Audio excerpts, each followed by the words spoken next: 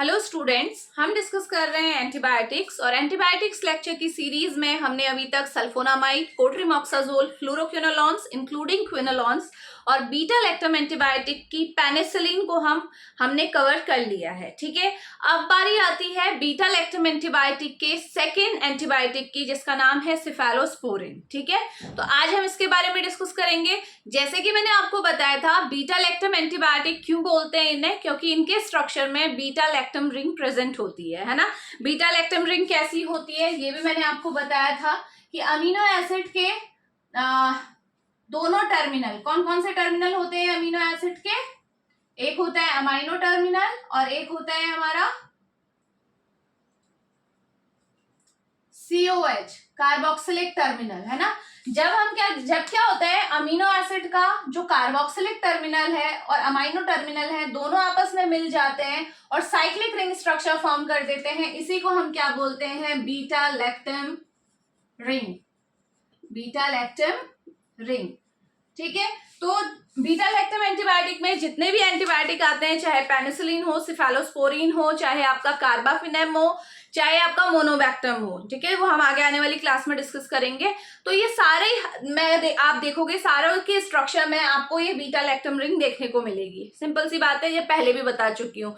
जिसने पेनिसिलिन नहीं देखा है तो उन बच्चों के लिए ये, क्योंकि आपको जानना जरूरी है, और जिन्होंने पेनिसिलिन का लेक्चर देख लिया है उनके लिए एक रिवीजन हो रहा है क्विक। ठीक है, चलिए, तो बीटा लैक्टम एंटीबायोटिक है सिफेलोस्पोरिन, हमें पता चल गया। सोर्स क्या है? सिफेलोस्पोरिन मिलता कहाँ से है? सेम जैसे हमारा पेनिसिलिन मिलता है वैसे ही हमारा सिफेलोस्पोरिन भी हमारा किससे मिलता है? हमारा सिफेलोस्पोरियम फंगस है। ठीक है, सिफेलोस्पोरियम एक फंगस है, उससे हमें सिफेलोस्पोरिन मिलता है। और किस फॉर्म में मिलता है? सिफेलोस्पोरिन सी। ठीक है, सिफेलोस्पोरिन सी के फॉर्म में मिलता है। और हमेशा ध्यान रखेंगे, जैसे पेनिसिलिन में हम बोल रहे थे कि पेनिसिलिन आपका नेचुरल भी है और सेमी सिंथेटिक भी है, सिंथेटिक भी है, यानी कि नेचुरली जो हमें पेनिसिलिन मिल रहा है डायरेक्ट बिना किसी मॉडिफिकेशन के, वो भी यूज होता है। ठीक है, उसकी भी मेडिसिनल वैल्यू है। और फिर उसके मॉडिफिकेशन के बाद जो आपका पेनिसिलिन वी बन रहा है, दूसरे मिथिसिलिन है, पिप्रासिलिन है, जो भी हमें पेनिसिलिन जी के मॉडिफिकेशन से मिल रहे हैं वो सिंथेटिक है, सेमी सिंथेटिक है। ठीक है, तो लेकिन जो सिफेलोस्पोरिन है ये कैसे होते हैं हमारे? ये नेचुरल नहीं यूज होता है। ये सारे के सारे सिफेलोस्पोरिन जो क्लिनिकली यूज होते हैं वो कैसे होते हैं? सेमी सिंथेटिक होते हैं, याद रखिएगा। ठीक है, ये सिफेलोस्पोरिन सी डायरेक्टली यूज नहीं होता है। इसके मॉडिफिकेशन के बाद जो हमारी सेमी सिंथेटिक फॉर्म्स आती हैं वो ही हमारी क्या होती हैं? यूज होती हैं। तो एक पॉइंट ये समझ में आया। तो इससे अब इसके स्ट्रक्चर को देख लेते हैं, ठीक है, क्योंकि जरूरी है। मैंने क्या बोला? बीटा लैक्टम रिंग है ना, बीटा लैक्टम रिंग तो रहेगी स्ट्रक्चर में। साथ में देखो क्या होता है, इस तरीके से एक थायाजीन रिंग होती है, ये थायाजीन रिंग है। ठीक है, ये मैं सिफेलोस्पोरिन का स्ट्रक्चर बना रही हूँ। सिफेलोस्पोरिन कैसा दिखता है? तो ये हमारी बीटा लैक्टम रिंग है, ये हमारी क्या है? थायाजीन रिंग है। और थायाजीन भी कौन सी होती है? डाईहाइड्रोथायाजीन। यहाँ पे जो हमारे इस कार्बन और इस कार्बन के पास जो हाइड्रोजन है वो रिमूव हो जाता है, तो ये डिहाइड्रो थायाजीन रिंग कहलाती है। ठीक है, पता होना चाहिए, केमिस्ट्री पॉइंट ऑफ व्यू से भी इंपॉर्टेंट है, लेकिन यहाँ पे भी इसकी इंफॉर्मेशन आपके पास होनी चाहिए। अब नेक्स्ट हमारे पास क्या होता है? नंबरिंग करोगे ना, 1 2 3 4 5 6 7 8 ऐसे नंबरिंग होती है। ठीक है, तो ध्यान में क्या रखना है हमें? फोर्थ पोजीशन पे हमारा क्या होता है? इसमें COH ग्रुप होता है, कार्बोक्सिलिक ग्रुप। थर्ड पोजीशन पे हमारा R2, यानी कि कोई सा भी सब्स्टिट्यूशन हो सकता है, एल्काइल सब्स्टिट्यूशन हो सकता है, CS3 हो, C2H5 हो, कुछ भी हो सकता है। ठीक है, तो R2 हमारा थर्ड पोजीशन में सब्स्टिट्यूशन है। और सेवंथ पोजीशन में लाइक पेनिसिलिन, यहाँ पे भी हमारा क्या होता है? CONH ठीक है, ये हमारी अमाइड लिंकेज होती है। अमाइड लिंकेज समझते हो ना, CO और NH के बीच में जो होती है। दो अमीनो एसिड आपस में कैसे जुड़ते हैं? एक अमीनो एसिड का कार्बोक्सिलिक टर्मिनल होता है और एक अमीनो एसिड का अमीनो टर्मिनल होता है, पता है ना। तो ये इस तरीके से ये हमारा एमाइड लिंकेज बनी और यहाँ पे R1 है। तो ये स्ट्रक्चर हमारा किसका है? सिफेलोस्पोरिन का है, ठीक है, जो कि एक बेसिक मॉइटी है। अब इसमें मॉडिफिकेशन होंगे और आपको डिफरेंट डिफरेंट टाइप के सिफेलोस्पोरिन मिलेंगे। अब देखो मॉडिफिकेशन जो थर्ड पोजीशन पे होता है, यानी कि R2 में जो मॉडिफिकेशन होगा वो किस चीज को डिटरमाइन करेगा? सिफेलोस्पोरिन की फार्माकोकाइनेटिक प्रोफाइल को, ठीक है। R2 पोजीशन पे जो सब्स्टिट्यूशन होंगे अलग अलग टाइप के, उससे सिफेलोस्पोरिन की फार्माकोकाइनेटिक पे फर्क पड़ेगा, उसके एब्जॉर्प्शन, डिस्ट्रीब्यूशन, मेटाबॉलिज्म, एक्सक्रीशन पे फर्क पड़ेगा, ठीक हो गया। और जबकि जो पोजीशन नंबर 7 में ये R1 में जो सब्स्टिट्यूशन होगा, यहाँ पे R1 पोजीशन पे जो सब्स्टिट्यूशन होगा वो किसको बताएगा? आपका किसको डिटरमाइन करेगा? स्पेक्ट्रम ऑफ एक्टिविटी को। स्पेक्ट्रम ऑफ एक्टिविटी मतलब कि आपका जो सिफेलोस्पोरिन है वो आपका ब्रॉड स्पेक्ट्रम है या फिर नैरो स्पेक्ट्रम है, वो कौन चीज डिटरमाइन करेगी? यहाँ पे जो सब्स्टिट्यूशन होंगे। हर किसी सिफेलोस्पोरिन में यहाँ पे R2 और R1 पोजीशन में अलग अलग टाइप के सब्स्टिट्यूशन होंगे और यही आपके क्या करेंगे? मेनली इन्हें डिटरमाइन करेंगे। तो स्पेक्ट्रम समझ में आया? ब्रॉड स्पेक्ट्रम मतलब ब्रॉड स्पेक्ट्रम एंटीबायोटिक कौन से होते हैं? ऐसे सिफेलोस्पोरिन, क्योंकि अभी सिफेलोस्पोरिन की बात हो रही है, ऐसे सिफेलोस्पोरिन जो ग्राम पॉजिटिव ग्राम नेगेटिव दोनों टाइप के बैक्टीरिया के अगेंस्ट काम करें। और जो नैरो स्पेक्ट्रम होंगे वो कैसे होंगे? जो केवल किसी एक के अगेंस्ट काम कर रहे हैं, या तो होगा या ग्राम पॉजिटिव के अगेंस्ट काम कर रहे होंगे या फिर ग्राम नेगेटिव के अगेंस्ट काम कर रहे होंगे, ठीक है। Broad spectrum, narrow spectrum, gram positive, gram negative, ये मैंने पिछले लेक्चर में आपको डिटेल में बताया हुआ है, ठीक है। मैंने आपको बहुत क्लियरली बोला था कि ग्राम पॉजिटिव और ग्राम नेगेटिव में क्या डिफरेंस होता है, कि जो हमारे ग्राम पॉजिटिव बैक्टीरिया होते हैं इनके जो आउटर सेल वॉल होती है वो बहुत ज्यादा थिक होती है, क्योंकि इसमें बहुत ज्यादा पेप्टाइडोग्लाइकेन प्रेजेंट होता है। जबकि जो हमारे ग्राम नेगेटिव बैक्टीरिया होते हैं इनकी आउटर जो सेल वॉल होती है वो बहुत थिन होती है, पेप्टाइडोग्लाइकेन बहुत कम होता है, लेकिन इनके बाहर से एक आउटर मेम्ब्रेन भी होती है। सॉरी,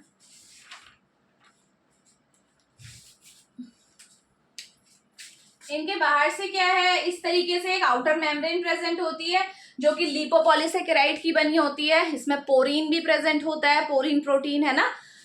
तो ये आपकी क्या है? ग्राम नेगेटिव की है। ये मैंने डिटेल में बताया हुआ है, तो जिस भी बच्चे ने नहीं देखा है, अगर आप डायरेक्ट सिफेलोस्पोरिन देख रहे हैं तो एक बार पेनिसिलिन वाला लेक्चर जरूर देखें, क्योंकि उसमें मैंने इसका मैकेनिज्म मैंने पहले ही बोला था कि जो सिफेलोस्पोरिन है पेनिसिलिन है और मोनोबैक्टम है कार्बाफिनेम है, यानी कि बीटा लैक्टमेज इनहिबिटर की जो जितनी भी ड्रग है ये चारों, इन सब का मैकेनिज्म सेम है। तो उसे हम बार बार रिपीट करने से डिटेल में कोई फायदा नहीं है, शॉर्ट में मैं जरूर बताऊंगी।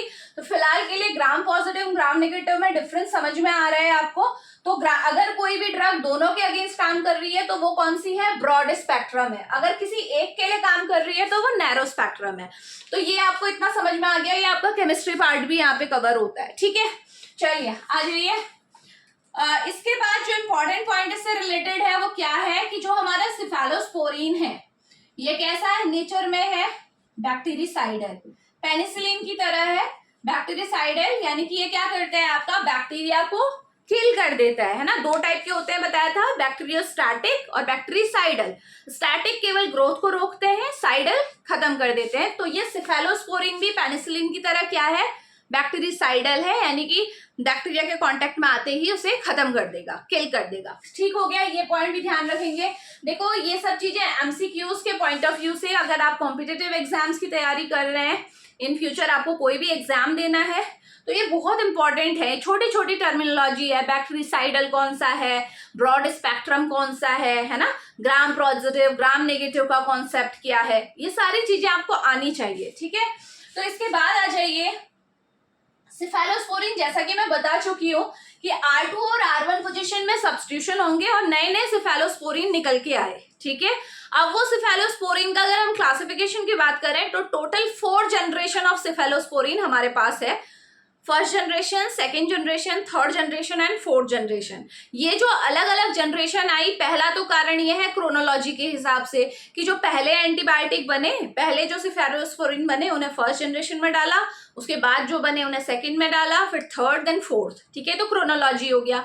दूसरा, ये जो आपका अलग अलग बने हुए हैं, ये किसके हिसाब से भी बने हुए हैं, स्पेक्ट्रम के हिसाब से भी बने हुए हैं।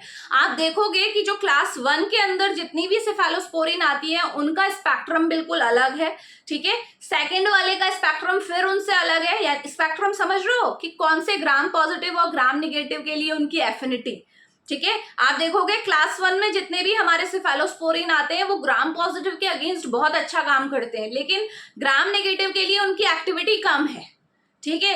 आप सेकंड क्लास में आओगे तो आपको दिखेगा कि भाई सेकंड क्लास में जितने भी हमारे एंटीबायोटिक आ रहे हैं सेफेलोस्पोरिन्स, वो ग्राम पॉजिटिव के लिए तो सेम उतना ही काम कर रहे हैं जितना फर्स्ट क्लास वाले करते हैं, बल्कि हल्का सा कम ही कर रहे हैं।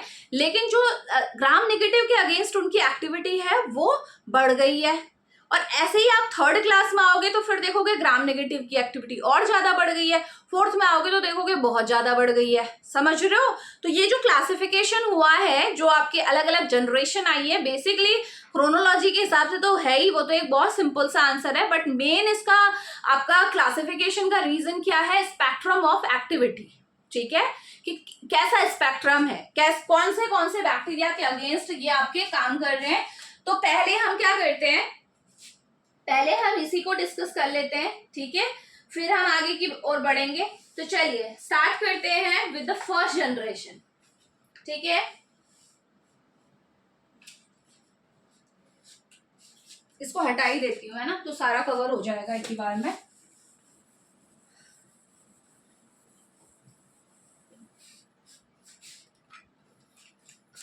फर्स्ट जनरेशन, अच्छा ये तो एक चीज तो मेंशन कर ही दी है हमने, ठीक है। मैकेनिज्म ऑफ एक्शन सेम रहेगा बेटे, सेफेलोस्पोरिन का जो मैकेनिज्म ऑफ एक्शन है वो सेम होगा एज पेनिसिलिन, यानी कि ये क्या करेंगे, सेल वॉल सिंथेसिस को इनहिबिट करेंगे। सेल वॉल सिंथेसिस इनहिबिटर्स हैं ये, ठीक है, लाइक पेनिसिलिन। और मैंने बहुत डिटेल में पेनिसिलिन के लेक्चर में आपको सेल वॉल सिंथेसिस बताई है। सेल वॉल सिंथेसिस मतलब हमें पता है बैक्टीरिया चाहे ग्राम पॉजिटिव हो चाहे ग्राम नेगेटिव हो, इसकी सेल वॉल किसकी बनी हुई है, आपकी पेप्टिडोग्लाइकेन की बनी हुई है। और पेप्टिडोग्लाइकेन के स्ट्रक्चर में मैंने आपको बताया था कि इस तरीके से हमारी यूनिट्स अटैच्ड होती हैं। ये हमारी शुगर मॉइटीज है, नैम नैग, ठीक है, ये इस तरीके से एक दूसरे से जुड़ी हुई होती है, नैम नैग। और इसी तरीके से अगर नीचे आ जाओ आप, नैम नैग, ये मैं केवल आपको ओवरव्यू दे रही हूँ सो दैट आप ये ना कहें मैम ने बताया नहीं।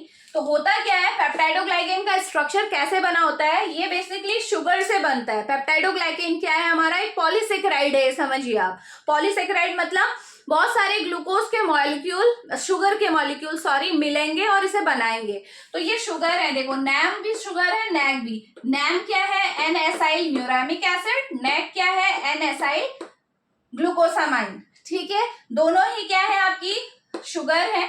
तो ये दोनों शुगर ये इस तरीके से आपस में जुड़ के आपकी एक पेप्टाइड चेन, आपकी एक चेन बना देंगी पूरी लंबी, ठीक है। वैसे ही सेम आपकी क्या होंगी, यहाँ पे भी ऐसे ही अटैचमेंट होगा, यहाँ नैक बना दो, ठीक है, इस तरीके से पूरी चेन बन रही है आपकी, ठीक है। पॉलीसेकेराइड है ना, बहुत सारे आपकी शुगर आपस में मिली हुई है। और किस बॉन्ड से जुड़ती है, मैंने बताया था, दो अगर हमारी अलग अलग शुगर है, ये आपस में किस बॉन्ड से जुड़ी है, ग्लाइकोसिडिक बॉन्ड से।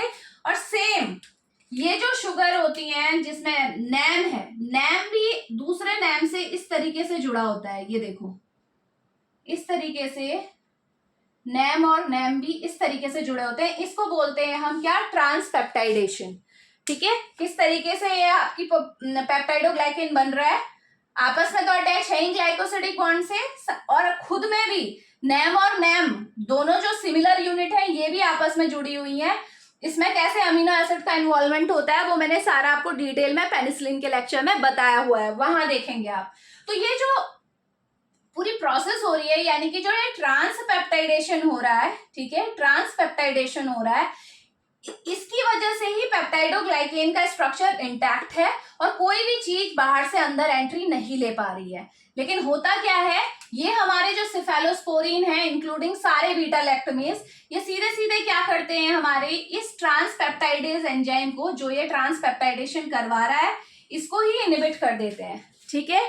और ट्रांसपेप्टाइडेज एंजाइम नहीं होगा तो नैम और नैम आपस में नहीं मिलेंगे और ये पेप्टाइडोग्लाइकेन आपका इंटैक्ट होगा ही नहीं। तो कोई भी चीज इस तरीके से हो जाएगा, ये इंटैक्ट नहीं है, कोई भी मॉलिक्यूल आसानी से सेल के अंदर चला जाएगा।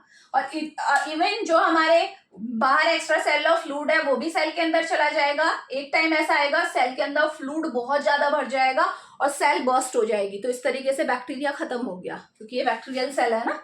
ठीक है, समझ में आ रहा है? तो डायरेक्टली अटैक कहाँ हो रहा है? सेल वॉल पे हो रहा है। सेल वॉल में जो हमारा पेप्टाइडोग्लाइकेन है बेसिकली उसके स्ट्रक्चर को तोड़ा जा रहा है।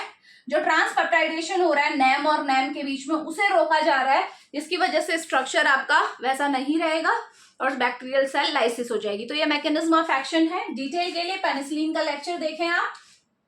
ठीक है, और अब रेजिस्टेंस की बात कर लेते हैं पहले, फिर हम लोग उसमें आएंगे क्लासिफिकेशन में।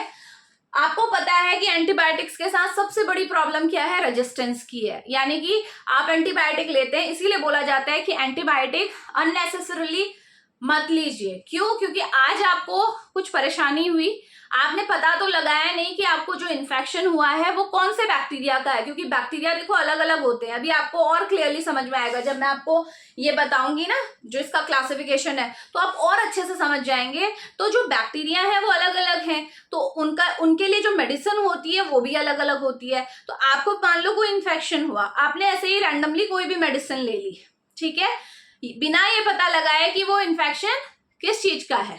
ठीक है, तो क्या होता है अब जब इन फ्यूचर वो इन्फेक्शन आपको जनरली जिसकी दवाई आपने ली थी, अगर वो इन्फेक्शन आपको होता है तो अब आपकी जो बॉडी है वो रेजिस्टेंट हो चुकी है। ठीक है, अब वो एंटीबायोटिक आपके ऊपर अभी असर नहीं करेगी। ये एंटीबायोटिक के साथ सबसे बड़ी प्रॉब्लम है कि आप रिपीटेड अगर उसका यूज करते हो, ठीक है, तो वो रेजिस्टेंस कॉज कर देती है। तो जब जरूरत का टाइम आएगा, जब आपको पता है कि इस इन्फेक्शन का इलाज इसी एंटीबायोटिक से हो सकता है और आपने उस एंटीबायोटिक को पहले ही बिना मतलब के जहां उसकी जरूरत नहीं थी वहां भी वो ले ली है, तो अब उसका फर्क नहीं पड़ेगा। तो इसी को रेजिस्टेंस बोलते हैं।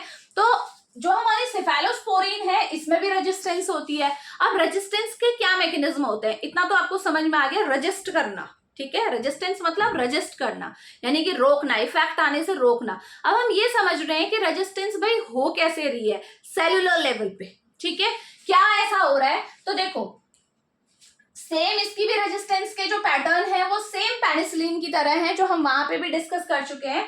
मैंने आपको बताया था कि जो हमारे बीटा लैक्टमेज इनहिबिटर जितने भी होते हैं, ठीक है, जो हम बीटा लैक्टम एंटीबायोटिक जितने भी होते हैं उनको एक एंजाइम है जो तोड़ देता है। ठीक है, जिस भी बैक्टीरिया के अंदर वो एंजाइम प्रेजेंट होगा वो क्या करेगा, आप सिर्फ सपोज यही ले लेते हैं। ठीक है, ये एक सेल है, ठीक है, ये एक सेल है, ग्राम नेगेटिव सेल है। ऑब्वियसली ग्राम नेगेटिव सेल में जो बीटा लैक्टमेज एंजाइम होता है वो यहाँ पे होता है, यानी कि जो सेल वॉल और सेल मेम्ब्रेन के बीच का स्पेस है ना, यहाँ पे हमारा वो एंजाइम प्रेजेंट होता है जिसका नाम है बीटा लैक्टमेज। यहाँ से देखो एक और कॉन्सेप्ट आपका क्लियर हो रहा है, कर ही लीजिए, है ना।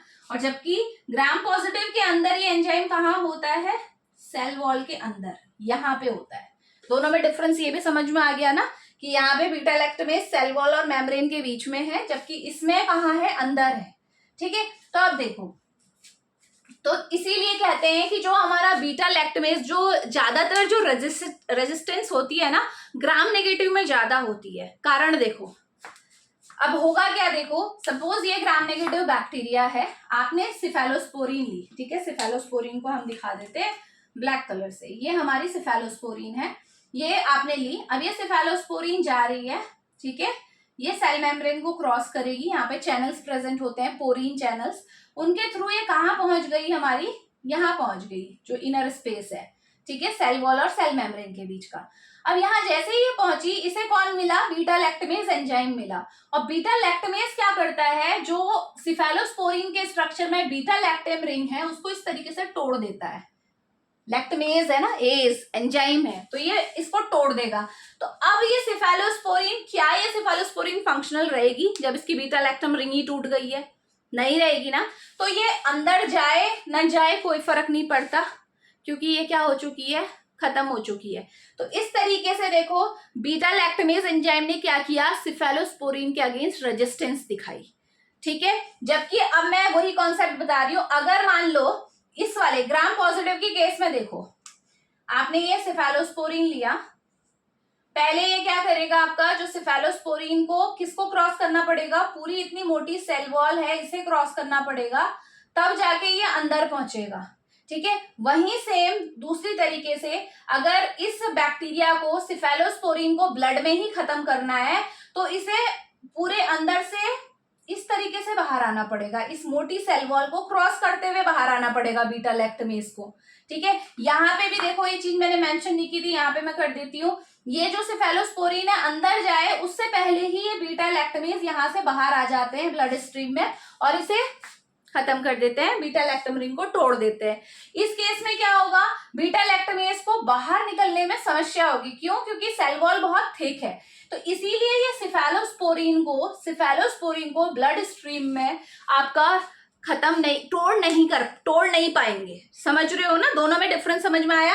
यहाँ से बीटा लैक्टमेज आसानी से बाहर आ जाएगा, जबकि यहाँ से बीटा लैक्टमेज को बाहर आने में, सर्कुलेशन में आने में बहुत मेहनत करनी पड़ेगी। तो इस वजह से आपका, आप कह सकते हो कि जो ग्राम नेगेटिव बैक्टीरिया है वो जल्दी रेजिस्टेंस कॉज करते हैं। ठीक है, जल्दी आ जाती है उनमें रेजिस्टेंस। तो जो अभी मैं आपको बता रही थी वो कॉन्सेप्ट क्या था, वो रेजिस्टेंस का था कि रेजिस्टेंस किस किस तरीके से हो सकती है। तो सबसे पहला कारण तो आपको अभी क्लियर हो गया, ड्यू टू बीटा लैक्टमेज। अगर किसी भी बैक्टीरिया में बीटा लैक्टमेज एंजाइम प्रेजेंट है तो क्या होगा, वो अपना बीटा लैक्टमेज बाहर भेजेगा और सिफेलोस्पोरिन को ब्रेक कर देगा जहां पे लैक्टम रिंग है वहां से, और उसकी वजह से आपका सिफेलोस्पोरिन नॉन फंक्शनल हो गई। तो ये एक बहुत बड़ी प्रॉब्लम है रेजिस्टेंस की, इस तरीके से हो सकती है। दूसरा हमारा रेजिस्टेंस का कारण हो सकता है पोरीन चैनल्स। पोरीन जो है हमारा, उसमें अगर ऑल्टरेशन हो गई, पेनिसिलिन में मैंने डिटेल में कराया हुआ है, मैंने आपको बताया था कि जो ग्राम नेगेटिव बैक्टीरिया होते हैं उनकी जो सेल मेम्ब्रेन होती है इस तरीके से इसमें चैनल्स प्रेजेंट होते हैं, पोरीन चैनल्स, पोर्स होते हैं, और इन पोर्स के थ्रू बाहर से कोई भी चीज अंदर एंट्री ले सकती है। इवन जो सिफेलोस्पोरिन है वो भी इन्हीं चैनल्स के थ्रू अंदर एंट्री लेते हैं इस तरीके से। ठीक है, तो ऐसे बना देते हैं एरो। ठीक हो गया। तो अगर मान लीजिए ये पोरीन चैनल्स में कुछ ऑल्ट्रेशन आ जाए, कुछ फेरबदल हो जाए, तो क्या सिफेलोस्पोरिन जैसे पहले अंदर जाया करता था वो जा पाएगा? नहीं ना। तो ये एक और तरीका हो सकता है आपका रेजिस्टेंस का, कि बैक्टीरिया को कोई फर्क ही नहीं पड़ रहा आपने सिफेलोस्पोरिन लिया है नहीं लिया है, क्योंकि वो सिफेलोस्पोरिन को अंदर ही नहीं जाने दे रहा है, क्योंकि उसने अपने पोरीन चैनल्स में ऑल्ट्रेशन कर ली है। ये बैक्टीरिया करता है। ठीक है, नेक्स्ट हमारा थर्ड जो है रेजिस्टेंस का, बीटा लैक्टमेज हो गया, पोरीन हो गया। नेक्स्ट हमारा है, मैंने ये बताया था कि नैम और नैम आपस में किससे जुड़ रहे हैं, आपका ट्रांसपेप्टाइडेज एंजाइम की वजह से हो रहे हैं। ठीक है, जो ये आपकी ट्रांसपेप्टाइडेशन हो रहा है उसके लिए ट्रांसपेप्टाइडेज एंजाइम है। तो अगर हमारे इसी एंजाइम में, यानी कि जो ट्रांसपेप्टाइडेज एंजाइम है जिसे हम क्या बोलते हैं, पेनिसिलिन बाइंडिंग प्रोटीन भी बोलते हैं, पीबीपी, अगर इसमें कुछ ऑल्ट्रेशन हो जाए, इसका नाम पीबीपी भी है, हाँ, पेनिसिलिन बाइंडिंग प्रोटीन। हालांकि इसका नाम देखो पेनिसिलिन बाइंडिंग प्रोटीन है, लेकिन बाइंड इससे सिफेलोस्पोरिन भी होता है, मोनोबैक्टम भी होता है, कार्बापेनम भी होता है, सारी जितनी बीटा लैक्टम की कैटेगरी की ड्रग्स हैं। ठीक है, तो ध्यान रखिएगा, अगर ट्रांसपेप्टाइडेज एंजाइम में कुछ ऑल्ट्रेशन हो जाए, यानी कि पीबीपी में कोई ऑल्ट्रेशन हो जाए, तो क्या होगा, हमें पता है सिफेलोस्पोरिन इस ट्रांसपेप्टाइडेज एंजाइम से ही बाइंड होता है, तब जाके फिर उसको क्या कर देता है, ट्रांसपेप्टाइडेज एंजाइम से बाइंड होकर उसे नॉन फंक्शनल बना देता है ताकि ये ट्रांसपेप्टाइडेशन ना हो। तो अगर ट्रांसपेप्टाइडेज एंजाइम में कोई ऑल्टरेशन आ जाएगा तो आपको लगता है सिफेलोस्पोरिन उससे बाइंड हो पाएगा? क्योंकि हर किसी एंजाइम की एक स्पेसिफिक बाइंडिंग साइट है जिससे आपका सबस्ट्रेट बाइंड होता है ना। तो अब अगर सिफेलोस्पोरिन की बाइंडिंग साइट में ही आपने कुछ चेंज, अल्टरेशन हो गई, ट्रांसपेप्टाइडेज एंजाइम जो है उसी में कुछ चेंजेस आ गए, तो अब सिफेलोस्पोरिन इससे बाइंड नहीं होगा, और सिफेलोस्पोरिन इससे बाइंड नहीं होगा तो आपका ट्रांसपेप्टाइडेशन होगा ही नहीं, पेप्टाइडोग्लाइकेन आपका जो आगे की प्रोसेस है ना वो वहीं पे रुक जाएगी। ठीक है, मेन बात है कि बाइंडिंग को आप, ये ट्रांसपेप्टाइडेशन में अगर अल्टरेशन होता है तो इसका मतलब आपका क्या हो जाएगा, there will be no binding, binding नहीं होगी बिटवीन सिफेलोस्पोरिन एंड ट्रांसपेप्टाइडेज। ठीक है, बाइंडिंग नहीं हुई तो आगे की प्रोसेस होनी ही नहीं है। ठीक है। तो यानी कि बैक्टीरिया को कोई फर्क नहीं पड़ रहा है। तो ये थे मोड ऑफ रेजिस्टेंस, किस किस तरीके से रेजिस्टेंस हो सकती है। सेम है पेनिसिलिन की तरह, रिवीजन हो रहा है देखो आपका बहुत चीजों का। अब बात आ जाती है क्लासिफिकेशन में, जो कि बहुत इंपॉर्टेंट है सेफेलोस्पोरिन का, और इसे जितना आप दिमाग लगा के समझेंगे ना आपके लिए उतना बेहतर है, क्योंकि रटना नहीं है। सबसे पहली बात तो रटना नहीं है, इसे समझो आप, ठीक है।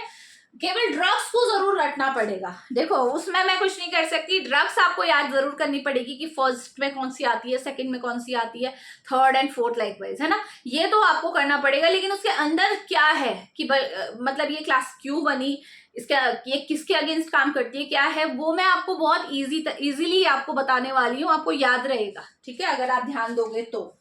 ठीक है, अगर ध्यान नहीं दोगे तो कहाँ याद रहेगा। तो चलिए स्टार्ट करते हैं विद द फर्स्ट जनरेशन। और फर्स्ट जनरेशन में जो ड्रग आती है वो कौन सी है, देखो सारी मेंशन मैं नहीं करने वाली हूँ, याद आपको ही करना है, ठीक है। सिफेलोथीन, सिफेलोथीन, सिफेलैक्सीन एंड सिफाक्लोर, सॉरी सिफाक्लोर तो दूसरे में आता है, सिफेड्रॉक्सिल, सिफेड्रॉक्सिल। चलिए ये हमारे ड्रग्स हैं, कुछ ड्रग हैं, ज्यादा आप अपनी मर्जी है, आप कितना इनको ऐड करना चाहते हो, क्या क्या करना चाहते हो आपके ऊपर है, आप याद कीजिए, डेफिनेटली आपको याद होंगी। तो इसमें हमारा क्या आता है पहले इसे समझ लेते हैं, ठीक है। तो जो फर्स्ट जनरेशन जितनी भी हमारी एंटीबायोटिक हैं, सबसे पहली जो इंपॉर्टेंट बात है, ये सारी की सारी क्या होती हैं, ग्राम पॉजिटिव के अगेंस्ट बहुत ज्यादा एक्टिव होती है। तो आप बोलेंगे हाईली एक्टिव होती हैं, हाईली एक्टिव अगेंस्ट ग्राम पॉजिटिव। ग्राम पॉजिटिव के अगेंस्ट बहुत अच्छा इफेक्ट दिखाती है, बट जो ग्राम नेगेटिव है उसके अगेंस्ट बहुत कम एक्टिव होती है, तो लेस एक्टिव अगेंस्ट ग्राम नेगेटिव। ये पॉइंट ध्यान रख लेंगे, कोई बड़ी बात नहीं है। ग्राम पॉजिटिव जितने भी बैक्टीरिया है उनके अगेंस्ट बहुत अच्छा इफेक्ट है। अब यहाँ पे ये बात आती है कि इतना तो आपको नॉलेज होनी चाहिए कि भाई ग्राम पॉजिटिव कौन से हैं, ग्राम नेगेटिव कौन से हैं, कुछ एग्जांपल्स आपको पता होने चाहिए, सो दैट जब मैं आपको बताऊंगी, अब मैं जब आगे आपको पढ़ाते रहूंगी ना, तो यहाँ से आपका वो भी क्लियर हो जाएगा कि ग्राम पॉजिटिव कौन से हैं, ग्राम नेगेटिव कौन से हैं, ठीक है। तो ध्यान रखिएगा, ग्राम पॉजिटिव में कौन से आते हैं, मैं इसको हटा देती हूँ ताकि और ज्यादा हमारे पास स्पेस हो जाए, क्योंकि ये तो हो ही गया हमारा कवर, है ना। अब हमें क्लासिफिकेशन ही पार्ट पढ़ना है, और क्लासिफिकेशन में ही यूजेस भी आपके आ जाएंगे, और जहां पे एडीआर्स होंगे वो भी मैं मेंशन कर दूंगी, अदरवाइज एडीआर हम अलग से भी कर लेंगे लास्ट में, ठीक है। चलिए तो सबसे पहले बात करते हैं ग्राम पॉजिटिव की। ग्राम पॉजिटिव में हमारे कौन से आते हैं, स्ट्रेप्टोकोकस। अब देखो बैक्टीरिया अलग अलग टाइप के होते हैं, उसमें स्ट्रेप्टोकोकस हो गया और स्टेफाइलोकोकस, ये दोनों ही ग्राम पॉजिटिव के एग्जांपल है, ठीक है। तो अगर किसी को स्ट्रेप्टोकोकस इन्फेक्शन हुआ है या स्टेफाइलोकोकस इन्फेक्शन हुआ है, देखो सिम्टम्स आप देखोगे ना इन्फेक्शन के अलग अलग होते हैं, बहुत कॉमन सिम्टम्स भी होते हैं बट आपके अलग अलग होते हैं। लाइक देखो स्ट्रेप्टोकोकस में बेसिकली आपकी नोज, थ्रोट, ये वाला एरिया इन्वॉल्व होता है। फीवर आएगा, सोर थ्रोट, गला बिल्कुल ऐसा हो जाएगा जैसे कहते हैं ना गला खराब हो गया है, तो वो आएगा आपका। उसके बाद आपका नोजिया की फीलिंग आएगी, ठीक है। तो ये सारे सिम्टम, फीवर तो मैंने बता ही दिया है, तो ये अगर हो रहा है तो वो स्ट्रेप्टोकोकस इन्फेक्शन हो सकता है। हालांकि ये सिम्टम दूसरे के भी होते हैं, वो कल्चर से आपको पता लगेगा, कल्चर से हम आइडेंटिफाई कर सकते हैं कि कौन सा टाइप का इन्फेक्शन है, ठीक है, जो हम माइक्रो में पढ़ेंगे, माइक्रोबायोलॉजी में। स्टेफाइलोकोकस को देखोगे तो स्टेफाइलोकोकस में आपका बेसिकली जैसे फूड पॉइजनिंग हो गई कहते हैं, तो फूड पॉइजनिंग के केस में आपका जो बैक्टीरिया इन्वॉल्व रहता है उनमें से एक बैक्टीरिया यही है स्टेफाइलोकोकस, ठीक है। स्टेफाइलोकोकस निमोनिया के लिए भी रिस्पॉन्सिबल होता है, ठीक है। तो इतना डिटेल में अभी हम नहीं जाएंगे, लेकिन ग्राम पॉजिटिव कौन से हैं देख लो। फिर इसके बाद आता है less active against gram negative. ऐसा नहीं कहा जा रहा है कि ये ग्राम नेगेटिव के अगेंस्ट बिल्कुल काम नहीं करते हैं, लेकिन कुछ ही ग्राम नेगेटिव बैक्टीरिया के अगेंस्ट ये काम करते हैं, ठीक है। स्पेक्ट्रम ज्यादा नहीं है कि सारे बैक्टीरिया के अगेंस्ट काम करते हैं। तो ग्राम नेगेटिव के अंदर कौन कौन से आते हैं ये भी आप देख लो। इसके अंदर आते हैं हमारा इकोलाई, इश्चेरिशिया कोलाई, अगर इसका इन्फेक्शन हुआ है तो आप इसे यूज कर सकते हो फर्स्ट जनरेशन को। प्रोटियस हमारी एक बैक्टीरिया की स्पीसीज है, अगर प्रोटियस का इन्फेक्शन हुआ है तब आप यूज कर सकते हो। लास्ट हमारे पास है क्लैप्सिएला, अगर क्लैप्सियला का इन्फेक्शन है, ये निमोनिया होता है इससे भी, ठीक है। अगर ये इन्फेक्शन है, ये दोनों हमारे इंटेस्टाइनल इन्फेक्शन के लिए रिस्पॉन्सिबल होते हैं। तो अगर ये हमारे हैं, ये 3 ऐसे हमारे मेजर ग्राम नेगेटिव बैक्टीरिया हैं जिनको हम फर्स्ट जनरेशन से ठीक कर सकते हैं, फर्स्ट जनरेशन सेफेलोस्पोरिन से, ठीक है। अब इसे पढ़ने का क्या एडवांटेज होगा, धीरे धीरे आपको सब समझ में आ जाएगा। बने रहो, पढ़ते रहो, जितना मैं बता रही हूँ जब आप 1-2 बार रिपीट करोगे आपको खुद याद आ जाएगा।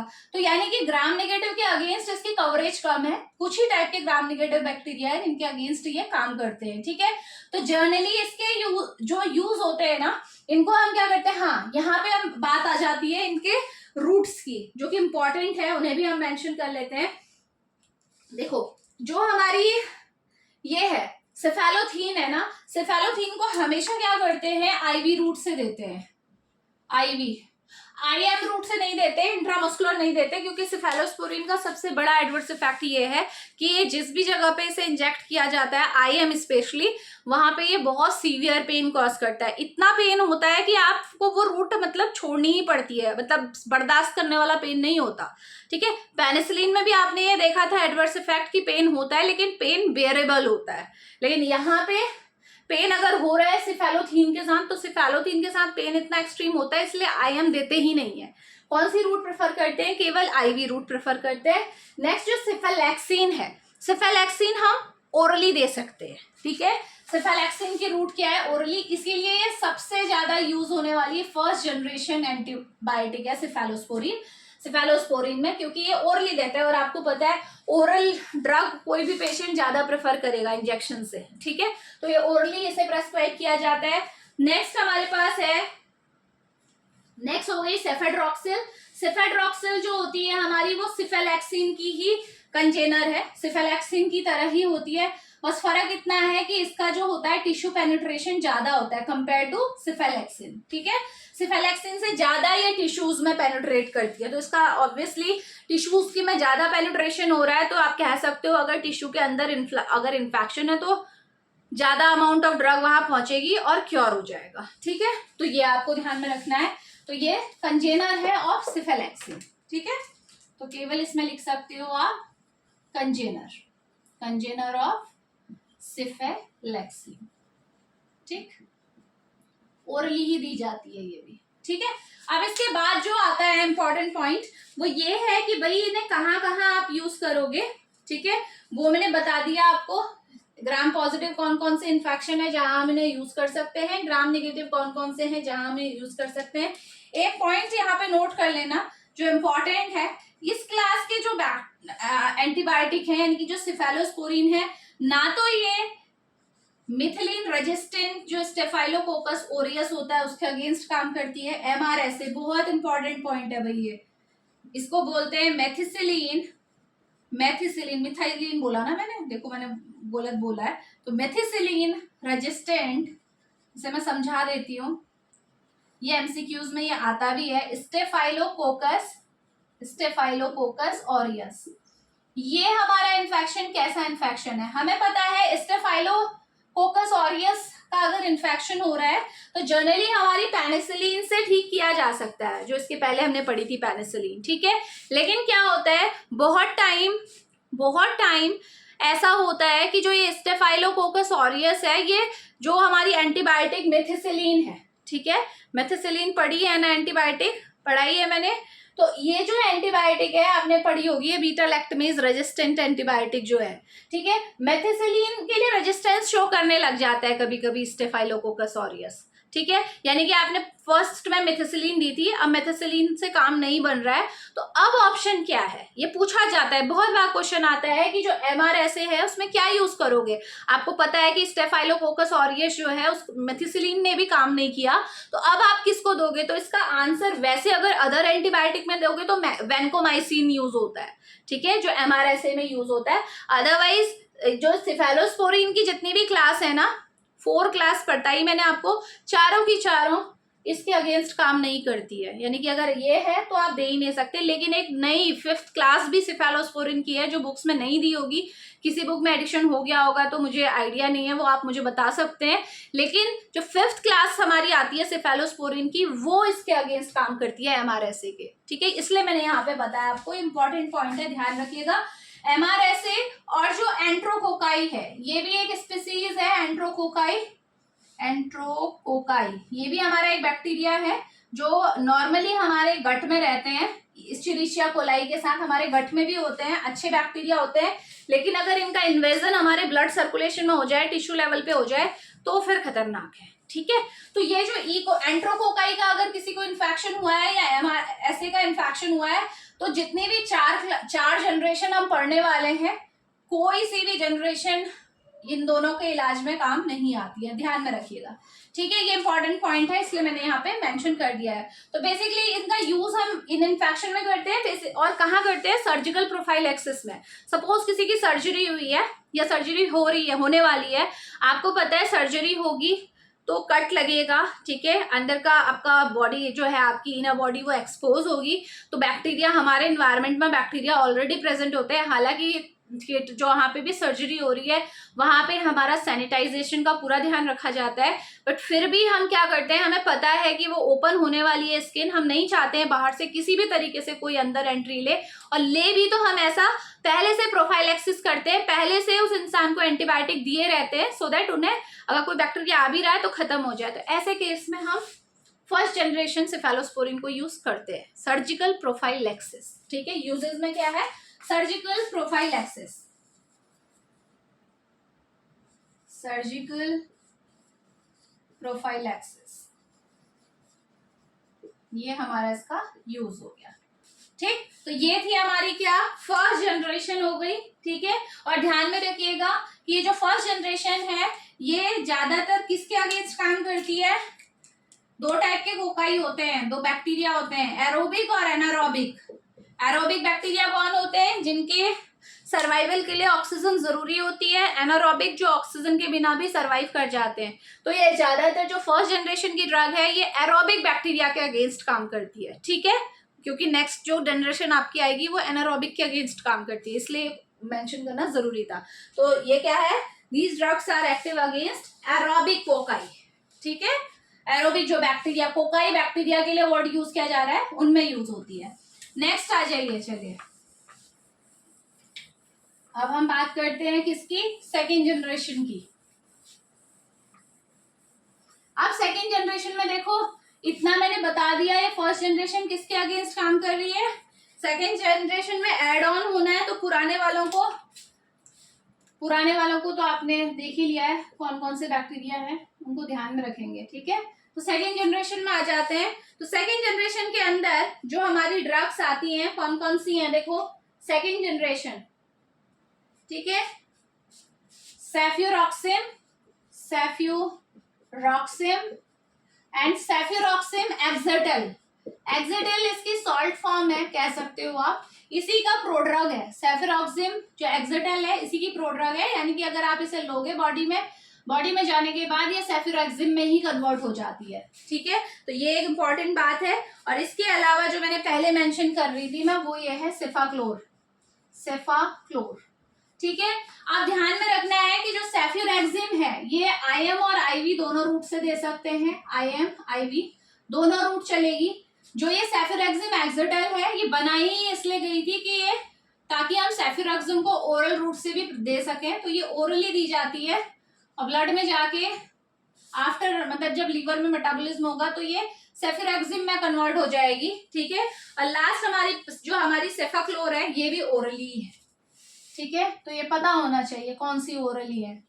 ठीक है, और हमेशा ध्यान रखेंगे जो इंजेक्शन के फॉर्म में दी जा रही है वो हमेशा इन पेशेंट को ही दी जाएगी, ऐसा तो है नहीं घर को दे देंगे हम इंजेक्शन, है ना। तो ये बेसिकली जो हॉस्पिटलाइज्ड पेशेंट है उनके लिए यूज की जाती है। ठीक है, बाकी ये ओरल इसलिए बनाए गए हैं ताकि आप वैसे भी इसे प्रेस्क्राइब कर सके, जो पेशेंट अपने घर में ले सके। ठीक है, तो ये हमारी सेकेंड जनरेशन ड्रग है। ठीक, सेफ्यूरॉक्सिम को IM इसलिए दे रहे हैं क्योंकि इसमें पेन होता है लेकिन इतना नहीं होता है। ठीक है, जैसे पेनिसिलिन के साथ है, तो इसलिए इसे IM दिया जा सकता है, कोई प्रॉब्लम नहीं है IM देने में। अब बात करते हैं इसके स्पेक्ट्रम की। ठीक है, ये ग्राम पॉजिटिव के अगेंस्ट तो सेम जैसे फर्स्ट जनरेशन करता था ना, वैसे ही ये भी काम करता है, तो सिमिलर टू फर्स्ट जनरेशन हो जाएगा। ठीक है, फर्स्ट जनरेशन जैसे करती थी स्ट्रेप्टोकोकस और स्टेफाइलोकोकस के अगेंस्ट काम, ये भी वही करती है। लेकिन ध्यान रखना कि जो फर्स्ट जनरेशन में जो स्टेफाइलोकोकल इन्फेक्शन होता है ना, उसके अगेंस्ट इसकी एक्टिविटी हल्की सी कम रहती है, ठीक है। वैसे तो सिमिलर एक्टिविटी है बाकी सब बैक्टीरिया के अगेंस्ट, लेकिन स्टेफाइलोकोकाई जो बैक्टीरिया है उसके अगेंस्ट इसकी एक्टिविटी थोड़ी सी कम रहती है, तो वैसे सिमिलर है, ठीक है, ओवरऑल अगर देखो। और ग्राम नेगेटिव की बात करते हैं। अब ग्राम नेगेटिव के केस में जो स्पेक्ट्रम है थोड़ा सा बढ़ गया है, यानी कि एक्टिविटी थोड़ी बढ़ गई है compare to first generation. First generation में 3 बैक्टीरिया आपके कवर हो रहे थे, E coli, Proteus and Klebsiella. इसमें देखो कौन कौन कवर हो रहा है, वो तो होंगे ही होंगे, उनके साथ कौन हो रहा है वो मैं यहाँ पे मेंशन करूंगी, ठीक है। इनके अलावा आपका जो ग्राम नेगेटिव बैक्टीरिया जो यहाँ पे कवर हो रहा है वो कौन सा है आपका, हीमोफिलस इन्फ्लुएंजी। इन्फ्लुएंजी मतलब इन्फ्लुएंजा, इन्फ्लुएंजा का जो आपका बैक्टीरिया है वो इसमें आपका इंक्लूड हो जाता है, ठीक है। इसके अलावा जो हमारा निजेरिया गोनोकोकस है, गोनोरिया का बैक्टीरिया, तो मैं यहाँ पे लिख रही हूँ निजेरिया गोनोकोकाई या गोनोकोकाई। और ये इंपॉर्टेंट क्यों है, जितना मैं बताती जा रही हूँ ना, ये कहीं ना कहीं आपके एग्जाम में पूछा जाएगा। जैसे गोनोरिया का बैक्टीरिया पूछ लिया जाता है ना, तो वो हमारा निजेरिया गोनोकोकाई है। तो ये हमारे 2 बैक्टीरिया हैं जो एक्स्ट्रा कवर हो रहे हैं बाय सेकेंड जनरेशन, ठीक है। यानी कि जो ग्राम नेगेटिव के अगेंस्ट एक्टिविटी बढ़ गई है, इसने इन बैक्टीरिया को भी कवर कर लिया है अलॉन्ग विद दीज बैक्टीरिया। जो ये कुछ एनारॉब्स जो होते हैं उनको भी क्या करता है आपका, उनके अगेंस्ट भी काम करता है सेकेंड जनरेशन। जबकि आपकी फर्स्ट जनरेशन में आपने देखी थी वो केवल एरोबिक बैक्टीरिया के अगेंस्ट काम करता था, ये किसके अगेंस्ट कर रहा है, एनारोबिक बैक्टीरिया के अगेंस्ट भी काम कर रहा है, ठीक है। तो ये यहाँ से पॉइंट आपके दिमाग में क्लियर हो जाना चाहिए। नेक्स्ट हमारे पास यूजेस की बात करें तो यूजेस तो मैं आपको बता ही चुकी हूँ, जितने बैक्टीरिया पहले पढ़े थे। उसके अलावा इन्फ्लुएंजा और गोनोकोकाई है, यानी कि इन्फ्लुएंजा अगर हो रहा है किसी को, इन्फ्लुएंजा का बैक्टीरिया क्या करता है, निमोनिया कॉज करता है ना, सांस लेने में तकलीफ होती है। तो अगर निमोनिया हो रहा है तो यूज कर सकते हो, जो इससे हो रहा है अगर हीमोफिलस इन्फ्लुएंजा से। अगर किसी को गोनोरिया हो रहा है, जो कि हमारा क्या है फीमेल्स में देखने को मिलता है, ये सेक्सुअली ट्रांसमिटेड डिजीज है, जेनिटल्स की डिजीज है, तो किसी को गोनोरिया है तो आप सेकेंड जनरेशन दे सकते हो, क्योंकि सेकेंड जनरेशन सेफेलोस्पोरिन गोनोरिया के बैक्टीरिया के अगेंस्ट काम करती है। सपोज अभी देखो, अब आपके पास कोई पेशेंट है, उसको गोनोरिया हो रहा है, ठीक है, और आप उसको फर्स्ट जनरेशन दे रहे हो, क्या कुछ फायदा होगा, नहीं होगा ना। इसीलिए जरूरी है फर्स्ट कल्चर के थ्रू आइडेंटिफाई करना कि इन्फेक्शन कौन सा है, और उसके बाद डिसाइड करना कि कौन सी जनरेशन हमें देनी है। और ये फॉर्मूला अप्लाई होता है सारे एंटीबायोटिक्स के साथ, ये केवल इन्हीं की बात नहीं है सेफेलोस्पोरिन की, हर किसी एंटीबायोटिक की क्लास में आप इस तरीके से पढ़ोगे, ठीक है। और इसका यूज हो गया। और ये भी आपकी जो सेकेंड जनरेशन है ये सर्जिकल प्रोफाइलैक्सिस के लिए यूज होती है, जो मैं अभी थोड़ी देर पहले आपको बता चुकी हूँ। और सेम पॉइंट इनके साथ भी यही है कि ये MRSA और एंट्रोकोकाई के अगेंस्ट काम नहीं करती हैं, जो मैंने पहले ही आपको बता दिया है, ठीक है। तो ठीक है, उसे आप ध्यान में रखेंगे। नेक्स्ट आ जाइए थर्ड जनरेशन में। थर्ड जनरेशन, अब थर्ड जनरेशन में कौन सी आती है, देखो सिफोटैक्सिम आएगी आपकी, सिफोटैक्सिम, सेफ्ट्रियाक्सोन,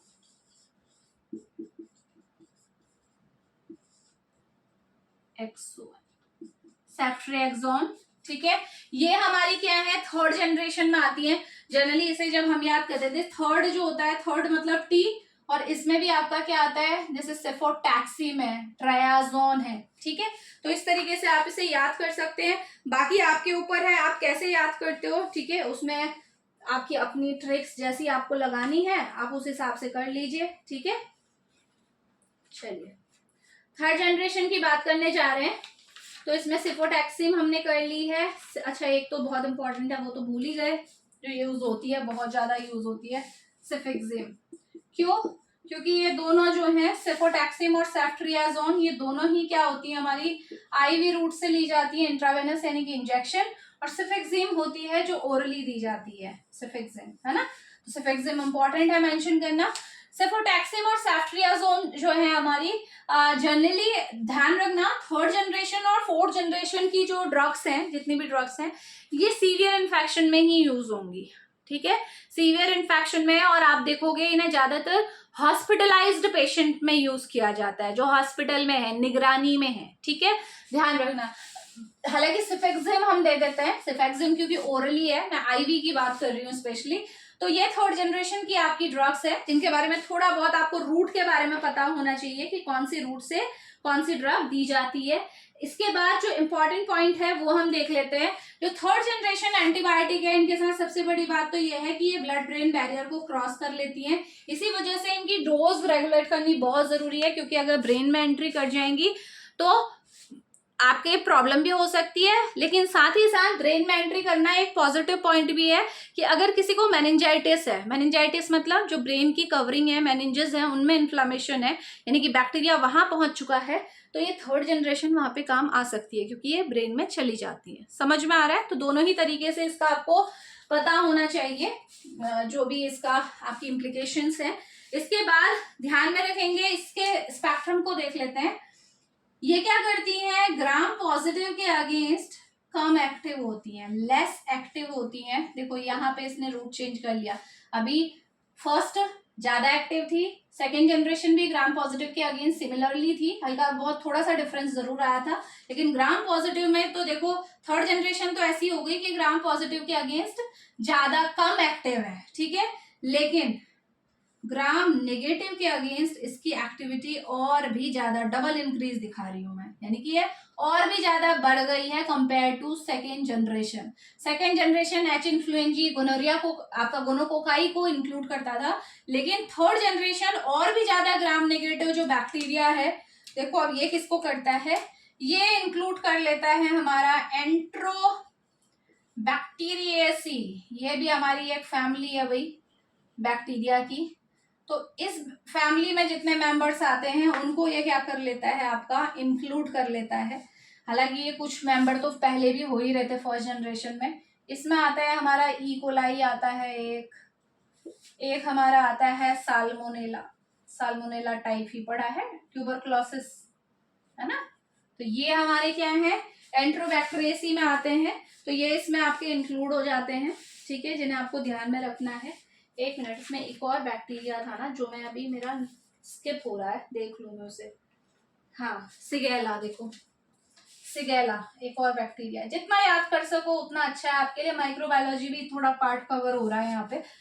तो ये आपका क्या है, इसने एक और ग्राम नेगेटिव बैक्टीरिया को कवर कर लिया है, इनको छोड़ के एंट्रोबैक्टीरियसी फैमिली भी देखो कवर हो गई है। अगर इसका इन्फेक्शन है तो थर्ड जनरेशन से काम चल जाएगा, उनका तो है ही, ऊपर जो है वो तो है ही, उनमें तो थर्ड जनरेशन काम करेगी। बट एंट्रोबैक्टीरियसी के जो फैमिली के बैक्टीरिया हैं, अगर उनका इन्फेक्शन हुआ है तो भी थर्ड जनरेशन आप यूज कर सकते हैं, ठीक है। तो ध्यान में रखेंगे। और ग्राम पॉजिटिव के अगेंस्ट में बोल रही थी कि ये क्या है, कम एक्टिव है, ठीक है। और सेम वही पॉइंट यहाँ पे भी है कि इनकी भी एमआरएसए जो मिथिसिलिन रेजिस्टेंट स्टेफाइलोकोकस ऑरियस है, और एंट्रोकोकाई भी हमारा एक बैक्टीरिया होता है, इन दोनों के इन्फेक्शन जो हो रहे हैं इनके अगेंस्ट ये भी जनरेशन काम नहीं करती है, ठीक है। तो फर्स्ट जनरेशन में मैंने पॉइंट क्लियर कर दिया था। इसके बाद आपका आता है, देखो हाँ इसमें एक और है ना, देखो इसमें एक और ड्रग आती है जो मैं मेंशन कर देती हूँ आपकी, सेफ्टाजिडीन। सेफ्टाजिडीन आपकी थर्ड जनरेशन की एकमात्र ऐसी एंटीबायोटिक है जो स्यूडोमोनास इन्फेक्शन के अगेंस्ट काम करती है। स्यूडोमोनास, स्यूडोमोनास भी हमारे बैक्टीरिया हैं, ठीक है, बहुत कॉम्प्लिकेटेड बैक्टीरिया हैं, इनके अगेंस्ट केवल यही है थर्ड जनरेशन की जो काम करती है, अदरवाइज कोई भी नहीं करती है। क्यों यहाँ पे मेंशन कर रही हूँ, क्योंकि आप देखोगे फोर्थ जनरेशन की जो ड्रग है वो उनका फायदा ही ये है कि वो स्यूडोमोनास के अगेंस्ट काम करती है। तो आपको पता होना चाहिए कि थर्ड जनरेशन की कौन सी एंटीबायोटिक है जो स्यूडोमोनल इन्फेक्शन के अगेंस्ट काम करती है, तो वो कौन सी है, हमारी सेफ्टाजिडीन, ठीक है। नेक्स्ट आ जाते हैं, चलिए नेक्स्ट आते हैं फोर्थ जनरेशन में, ठीक है। Fourth generation cephalosporin.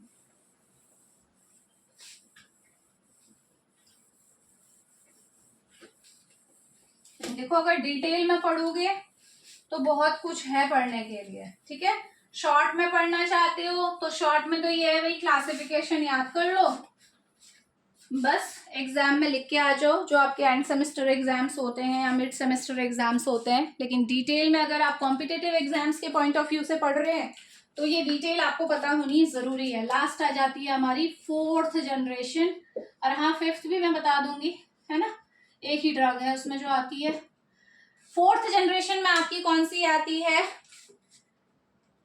पी से इसमें आएंगी, वो देख लेते हैं हम कौन कौन सी है। ठीक है, 1 मिनट, ये हो गई है कवर, इसमें कुछ रहा तो नहीं है।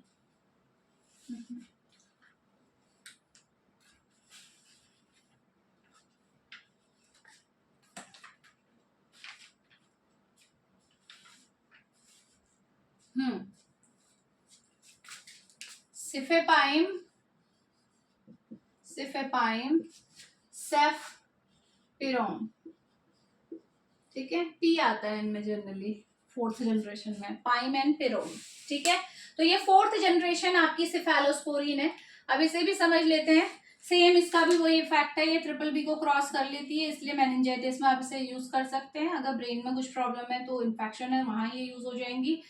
वैसे देखा जाए अगर जनरली हम देखें तो ये ड्रग्स इतनी ज्यादा यूज नहीं होती है, ठीक है, लेकिन है ये 4th जनरेशन का हम स्पेक्ट्रम इसलिए देख रहे हैं। तो ग्राम पॉजिटिव के अगेंस्ट इनकी एक्टिविटी ज्यादा होती है, activity is more than 3rd generation. हमने देखा था ना 3rd जनरेशन में कैसे एकदम एक्टिविटी कम हुई थी ग्राम पॉजिटिव के अगेंस्ट, लेकिन 4th जनरेशन में जो ग्राम पॉजिटिव के अगेंस्ट एक्टिविटी है वो बढ़ जाती है, और ग्राम नेगेटिव के अगेंस्ट भी एक्टिविटी आपकी बढ़ जाती है, 3 इंक्रीज बना दिया, यानी कि ज्यादा हो जाएगी कंपेयर टू 3rd जनरेशन।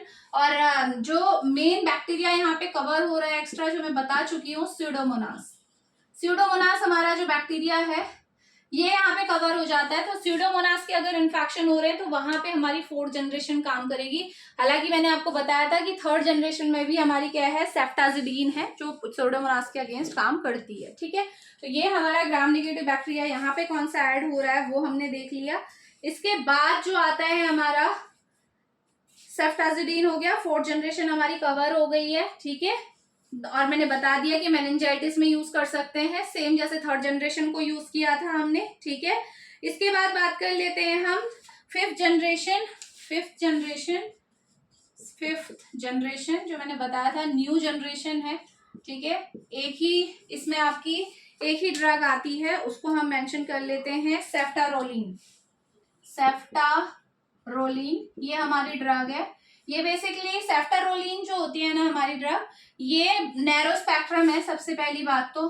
ठीक है, नैरो स्पेक्ट्रम है, ये ऐसा नहीं है कि सारे इन्फेक्शन के अगेंस्ट काम करेगी, ये केवल ग्राम पॉजिटिव के अगेंस्ट ज्यादा इफेक्ट दिखाती है। नैरो स्पेक्ट्रम इसीलिए इसे बोला गया है। ठीक है, gram positive activity, gram negative है हल्की फुल्की, लेकिन मेजर जो एक्टिविटी है इसकी क्या है, ग्राम पॉजिटिव है। और ये मेजरली यूज होती है, जो मैंने स्टार्टिंग में बोली थी, मिथिसिलिन रेजिस्टेंट स्टेफाइलोकोकस ऑरियस इन्फेक्शन में यूज होती है। जिस इन्फेक्शन को ये ऊपर की 4 जनरेशन नहीं ट्रीट कर पा रही थी, उस इन्फेक्शन को ये 5th जनरेशन ठीक कर रही है, सेफ्टारोलिन। तो ध्यान में रखिएगा कि इसमें आपकी क्या है, ग्राम पॉजिटिव एक्टिविटी है, क्योंकि आपको पता है स्टेफाइलो और कोकस ऑरियस क्या है, ग्राम पॉजिटिव बैक्टीरिया है। ठीक है, तो ये था ऑल अबाउट सिफेलोस्पोरिन। यूजेस की, एडवर्स इफेक्ट की यूजेस तो साथ ही में कवर हो गए हैं।